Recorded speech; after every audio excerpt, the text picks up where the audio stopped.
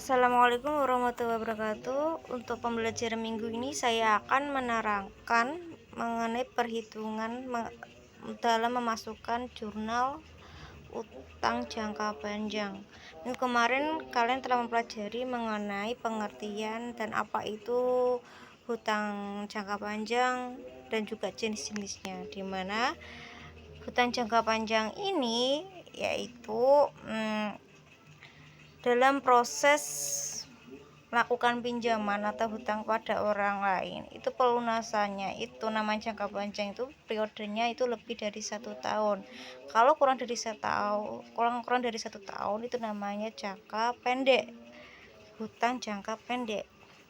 Terus lalu kemudian untuk hutang jangka panjang ini ada berapa macam jenisnya? Ada hutang obligasi, hutang hipotek, hutang wesel jangka panjang. Di sini saya akan menjelaskan mengenai hutang wesel jangka panjang.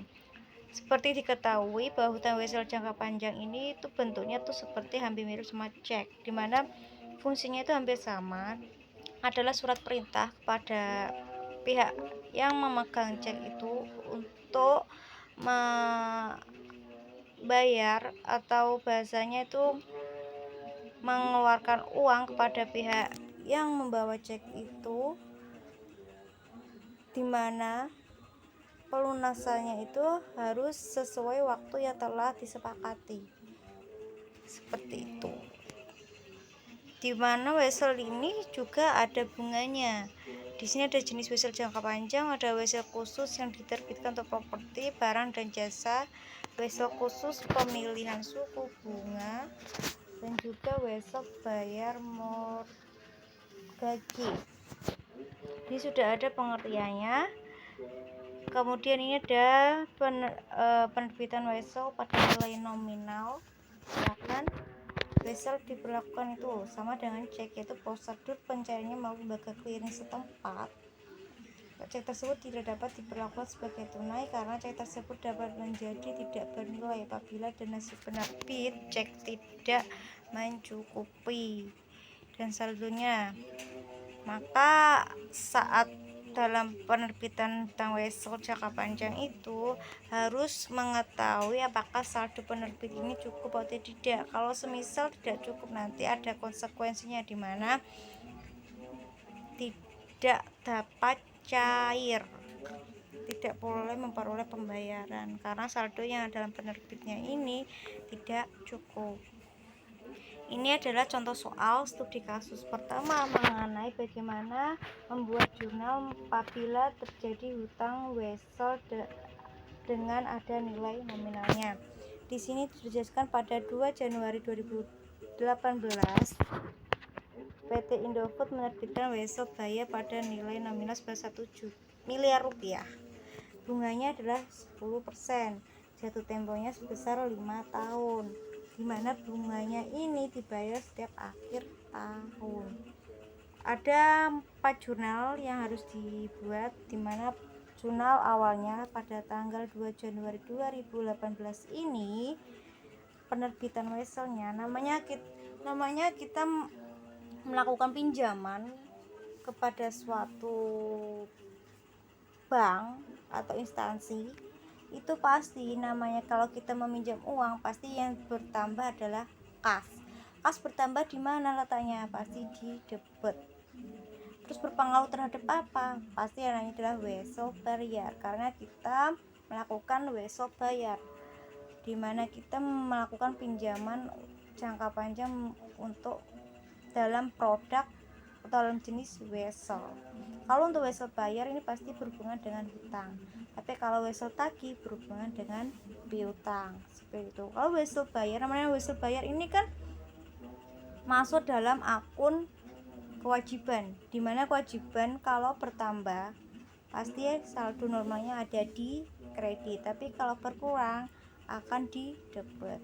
Di sini dalam penerbitan wesel, dalam kita melakukan pinjaman, pasti yang berpengaruh adalah kas terhadap wesel bayar.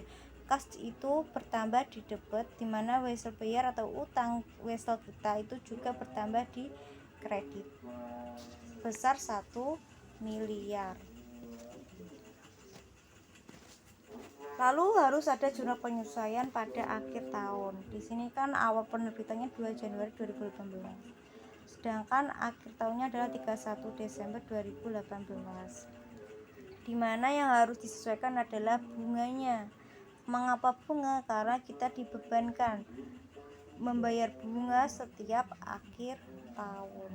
Jurnal penyesuaiannya gimana? Yaitu beban bunga terhadap utang bunga. Selalu seperti itu akunnya. Beban bunga berada di debit, sedangkan utang bunga berada di kredit.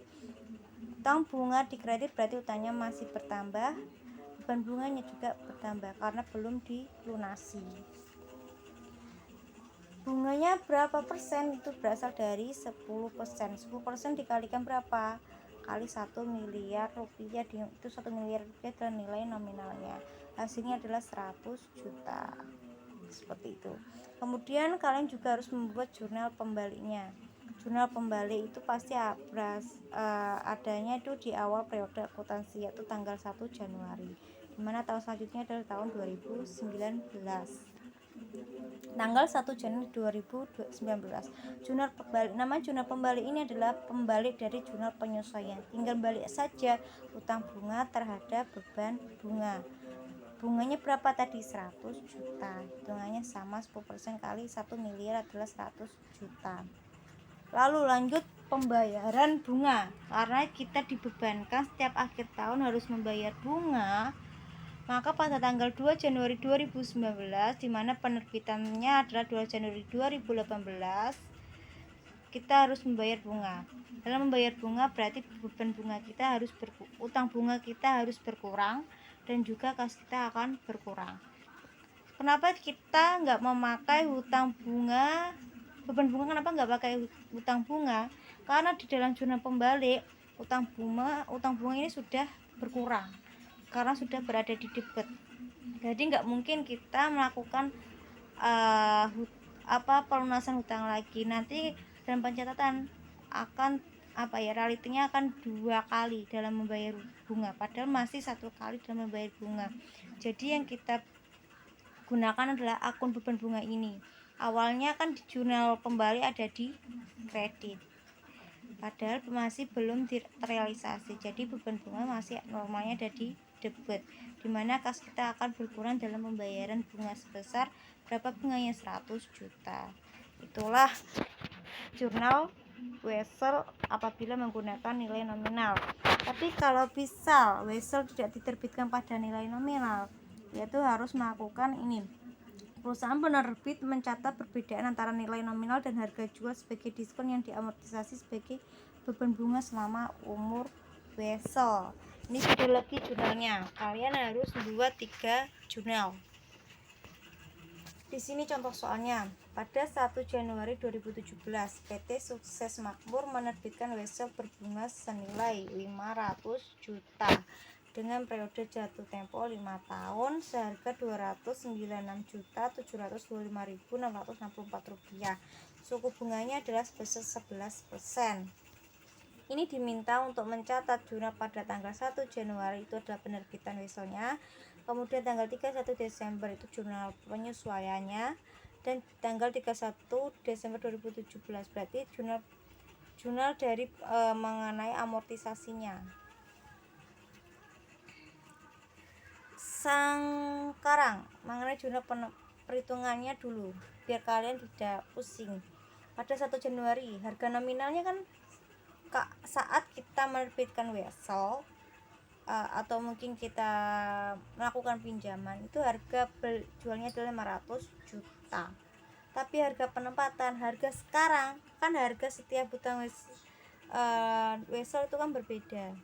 Kalau semisal ini tidak ada kesepakatan nilai nominal, ini kalau tanpa nilai nominalnya itu adalah seharga sekarang adalah Rp296.725.664.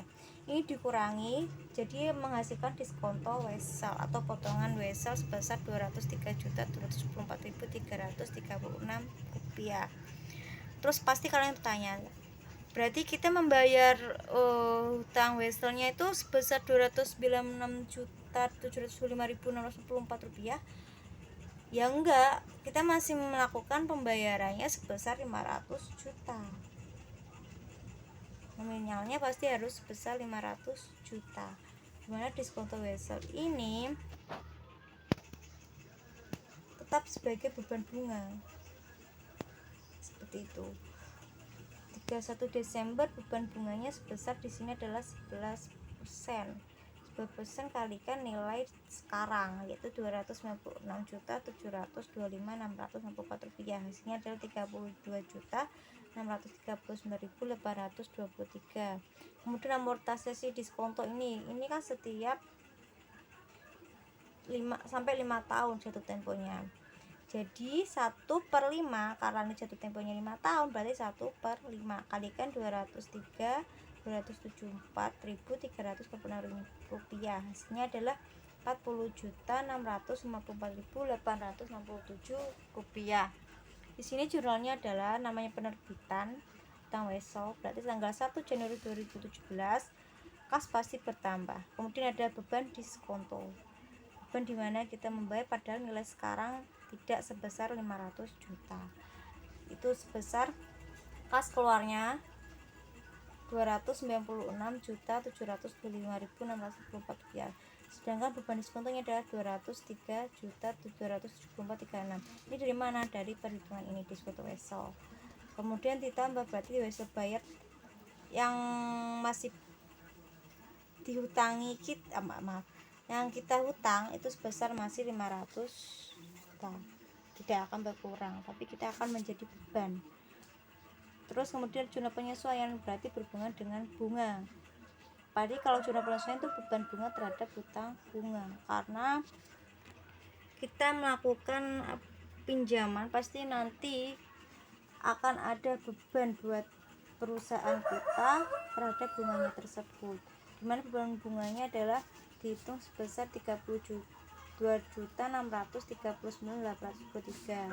Artinya juga seperti itu, beban bunga terhadap hutang bunga.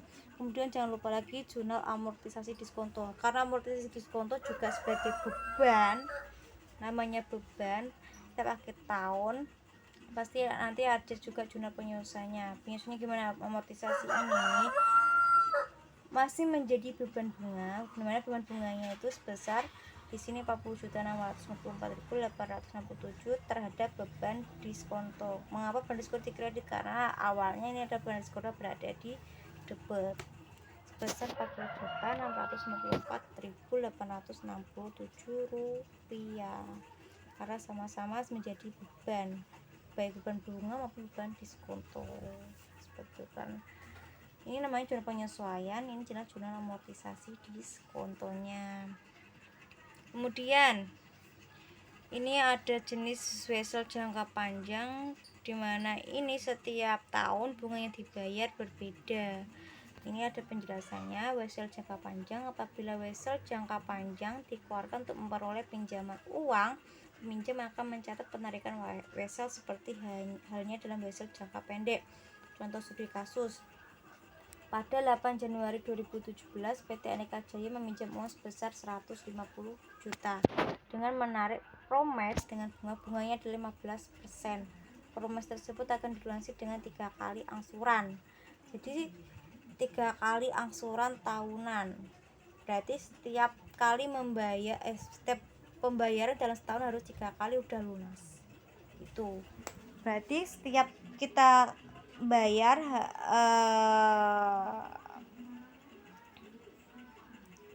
berkurang 50 juta. Dari 150 juta dibagikan 3 itu hasilnya 50 juta. Ini lihat nanti sebelumnya itu kita bahas dulu dalam penerbitan dulu. 8 Juni 2017 ini menerbitkan hutang wesel, dimana kasnya pasti kita bertambah 150 juta karena kita meminjam uang sebesar 150 juta. Hutang weselnya hutang yang kita miliki 150 juta seperti itu. Kemudian 8 Juni 2012 ini untuk pembayaran hutang wesel kita, dimana hutang wesel pasti kalau berkurang ada di debit. Mengapa 50 juta? Tadi saya terangkan 150 juta ini kan dibayar 3 kali angsuran, berarti 150 juta dibagi 3 hasilnya adalah 50 juta. Itu 3 kali kita membayar. Setiap kali membayar berarti utang wesel akan berkurang sebesar 50 juta. Terus beban bunganya itu dari mana? Dari awalnya 150 juta, berarti 15%, bunganya 15%. 15% kali 150 juta hasilnya 22.500.000. Jadi kas yang kita keluarkan adalah ditambahkan aja 50 juta tambah 22.500.000 sebesar 72.500.000 rupiah. Kemudian pembayaran kedua, hutang wesel masih sama 50 juta, karena tadi sudah saya bilang 3 kali angsuran, berarti hutang wesel akan berkurang dalam setiap kali itu ada 50 juta. Dimana yang berubah adalah beban bunga, karena kita sudah membayar hutang wesel kita berkurang dari pertama kali kita bayar 50 juta, berarti tinggal 100 juta yang belum kita bayar. Jadi bunganya itu dikalikan 100 juta, bukan 150 juta, karena 50 juta yang awal itu sudah dibayar. Jadi hutang wesel berkurang 50 juta lagi, dimana beban bunganya adalah 15% kalikan 100 juta. Dimana kasnya yang kita keluarkan adalah 50 juta tambah 15 juta sebesar 65 juta. Kemudian ini periode terakhir kita membayar uang pinjaman kita, dimana hutang wesel kita pasti akan berkurang sebesar 50 juta. Berarti sudah mencapai dari total utang kita 150 juta. Di sini 50 juta juga berkurang, dimana beban bunga ini 2 kali kita membayar, berarti kan kita sudah membayar 100 juta, tinggal 50 juta, berarti bunganya adalah 15% kalikan 50 juta, hasilnya adalah 7.500.000 rupiah.